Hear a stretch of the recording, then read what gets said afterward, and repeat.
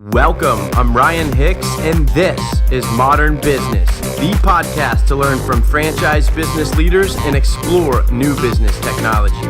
Our community is about sharing knowledge and tools that help us achieve our goals in business and beyond. Thanks for being here, and welcome to Modern Business. And it's episode 2 of Modern Business. Welcome back. I have a friend and mentor, a great friend and mentor by the name of Rick Tocquigny, and he and I met on a plane flight from Denver to Dallas. And for those of you that know me, that flight happened quite often because I spent 3 years living in Denver, and a lot of my friends are confused actually at where I even live or what I even do because I bounce around so much. But Rick is an internationally known author. He's a radio talk show host. He's the brand manager and chief business officer with the Austin, Texas-based GPO, which is a leading search presence technology firm. And Rick has joined the Modern Business cause as a regular host here. His particular focus is going to be our CEO in 10 segment, where he sits down with CEOs and has short interviews with them. And today, we're starting out of the gate with some excellence streamed straight to your eardrums in this short sit down with the founder of Priceline.com and the CEO of Upside. This is Rick Tocquigny and Jay Walker with CEO in 10 here on Modern Business. And welcome back, America, to CEO in 10. I'm Rick Tocquigny. Our very special guest today is Jay Walker, the founder of Upside and the founder of Priceline. And we're so pleased to have Jay on, especially with our series about disruptive business. Jay, welcome to CEO in 10. Glad to be on the show, Rick. Thank you for having me. You bet. Hey, there's a couple of things that we want to find out before we talk about your great new company, Upside. And for starters, tell us a little bit about yourself, where you're from originally. So I was born and raised in the New York area. Went to public schools, and from there went to college. So I'm generally a New Yorker. Excellent. And we have talked to many a CEO from the New York area in the past, and out of curiosity, what do you think are the core values that you gained from growing up in the New York area? Well, I think New York being, one of the world's great cities gives you an international exposure right from a young age. Also, New York's the capital of the world's financial markets, so you're immediately exposed right in your backyard to finance and all the things that relate to media, communications, fashion. Of course, New York also has Broadway. New York is almost its own country, so being exposed to the New York area growing up gives you an extraordinary range of influences and inputs that I think are a pretty big advantage, which is probably why a lot of great entrepreneurs call New York their original home. But of course, many move to warmer climates, Rick. Indeed. Jay, it's often said that the quality of one's life is the quality of the questions, because questions often determine one's focus. In your growing up in the business world and even through your time at Priceline, who has influenced your ability as a leader to always ask those very best questions? I was a student very early on of a lot of what would be called the success literature in the marketplace. The Dale Carnegies of the world and the various people that really talked about why sales was an honorable profession and why salespeople solved real problems. So I was always very, very focused on like Earl Nightingale and those kind of people when I was a boy in learning why, treating the customer with respect, understanding the challenges that were involved in service and in a life of service was ultimately the way to succeed. I think, the most famous of all was essentially you can have anything in the world you want if you simply help enough other people get what they want. That kind of thinking dominated my boyhood and was the result of a great deal of reading. I happen to know the person who said that. I think it was Zig Ziglar. Exactly, it was. It was Zig Ziglar, and given your heritage in Dallas, Rick, I suspect you might have had a chance to know him yourself. I did indeed, and I thought my Southern accent was pretty thick until I met Zig Ziglar. Well, he sort of helps his accent along, I suspect, a little bit. It was part of his trademark. It was indeed. Hey, when it comes to leadership and starting of a disruptive business, how do you use the least amount of risk to get the maximum amount of upside, so to speak? Well, minimizing risk is not what entrepreneurs are trying to do. That's mostly what managers are trying to do. Entrepreneurs are trying to get the right amount of risk that's commensurate with the amount of reward they're shooting for. You know, no pain, no gain in weight training, no risk, no reward in business. We're not allergic to risks as CEOs or even as entrepreneurs. We just want to calibrate that the risk is appropriate and reasonable given the prizes we're shooting for. So I don't try to minimize risk. I embrace risk right from the start. Yeah, and that's what makes you so different. We know from reading the ad that ran in the Wall Street Journal about upside that you have a special fascination with micro flexibility. Tell our listening audience about that and more about your great new company, Upside.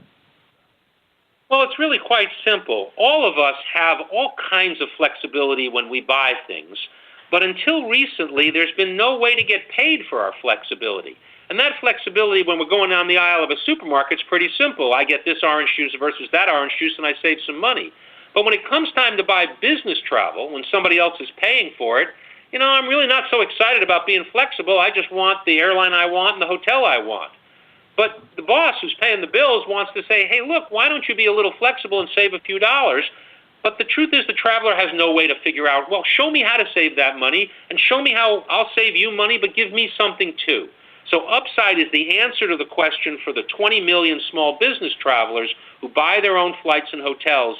We'll show you simple ways to save money for your company, and we'll give you rewards in addition to your frequent flyer miles and to your credit card points for spending less of your company's money. You know what? Technology makes that possible, and it's not just technology is going to make it possible in business travel. It's going to make it possible in healthcare and insurance. Whole sectors of our economy are going to be changed once we show people, here's how a little bit of flexibility is worth a lot of benefit to you. Is this something that you've identified as another unique opportunity that others just didn't see?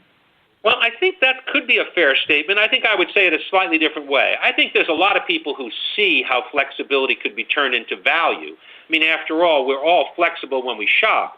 I just don't think anybody's ever applied it on a system-wide basis where they've said, well, I'll build the technology, I'll build the mobile network we'll need, I'll use the cloud correctly, I'll use artificial intelligence correctly, and I'll put it all together in a system.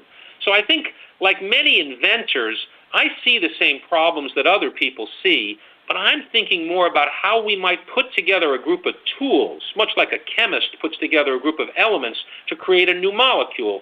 You know, entrepreneurs like myself, we assemble things as a group of different tools to solve a problem that a lot of people see. Yeah, and I think it's about the scalability of the savings, because if you took 30 million some odd small businesses out there who don't have the focus that your team and your culture has, you are going to have the scalability and the opportunity to save small businesses a lot of money. Is that your targeted audience, or is it more of a mid-sized type? No, you've got it right, Rick. It's small and medium-sized businesses who spend a lot of money on travel, but they get no volume deals from anybody. They get no customer service. They basically get nothing, all right? America's a country filled with small businesses, and Upside is basically saying, look, we know travel is a big cost for a lot of businesses, especially with sales and technical people or businesses that manufacture abroad. So we're stepping into the part of the market that's being ignored because nobody's ever figured out how to serve that part of the market. And that's true for all entrepreneurs and all CEOs. We're always looking to serve markets that are big, that aren't being served now well. And boy, business travelers who make their own flights and hotel reservations, they're often miserable. Upside, going to change that. Yeah, and Upside, I think, will alter the revenue of small companies because travel expenses are one of the highest expenses that small businesses experience. So, I mean, you guys are in the seat to make a difference.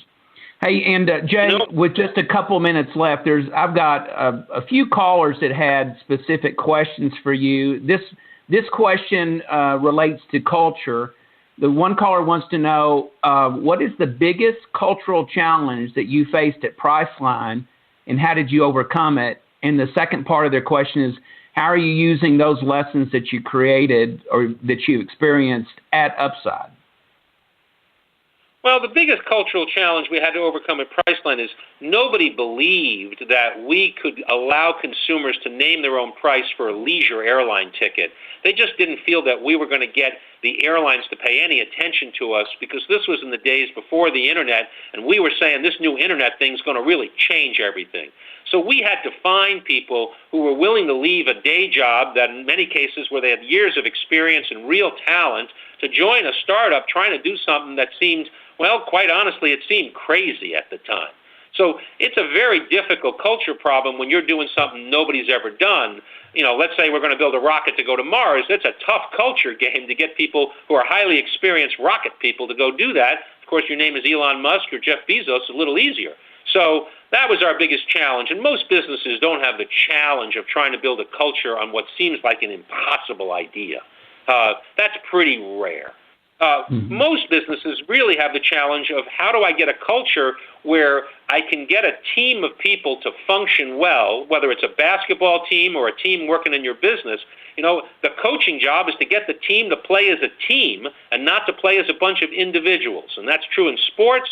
It's true in nonprofits. It's true in business. It's true in pretty much everything. We live in a team-based world. Culture is about building, sustaining, nourishing, rewarding, and ultimately growing those teams. Excellent. And in our closing couple of minutes with Jay Walker, founder of Upside, I'm going to let Jay be the mentor to all you small business owners out there, because wouldn't it be nice if Jay could be your personal mentor? So, Jay, this is kind of our lightning round of questions for you to mentor 30 million business owners out there. Question one is, what do you believe that other people think is absolutely insane? What do I believe that other people think is absolutely insane? Here's what I believe that other people believe that is absolutely insane. The mobile phone is going away. It's going to be completely replaced, probably with a set of augmented reality glasses and voice-activated systems, but they're going to look back and say, you carried this thing called a phone with you, but it really wasn't a phone. It was just a computer, and it was just wired to the network. So I think that this phone, that thing we're doing, this mobile thing, is a transition to a much more exciting and much more universal and easy-to-use access to the network. Wow, I'm surprised at that. Next question is, what is your daily routine and philosophy that guides you? Well, right now I'm in a startup, so my daily routine is to help anybody in the startup who needs help. So think of the CEO as an upside-down pyramid, and I'm at the bottom. Wherever today's issues are, the CEO is helping keep that team on track. It's solving the real-world market challenges that show up every day. I try to set aside time every day to exercise. I get a full night's sleep every night. You can't be on your game if you're going to burn out. So ultimately, you got to eat right. You got to manage stress. You got to maintain a positive attitude when some days you don't feel like a positive attitude, and that's what I do every day. I love that.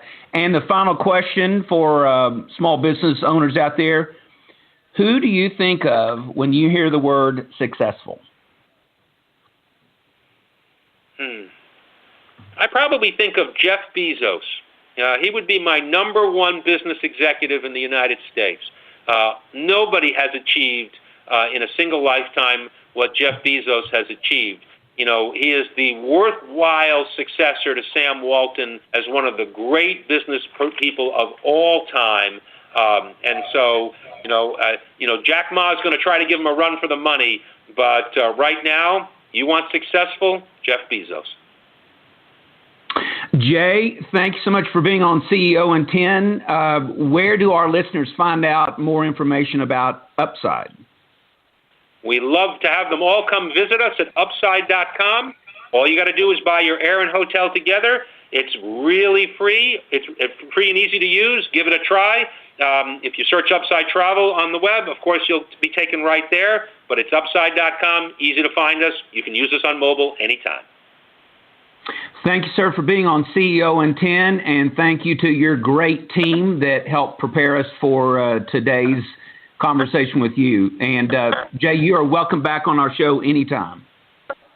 Thank you, Rick. Any friend of Zig Ziglar's is automatically a friend of mine, too. Thank you, sir. That was Jay Walker, founder of Upside and formerly of Priceline. I'm Rick Tocquigny. Thanks for joining us on CEO in 10. As we always say, keep talking, but listen harder. Have a good week.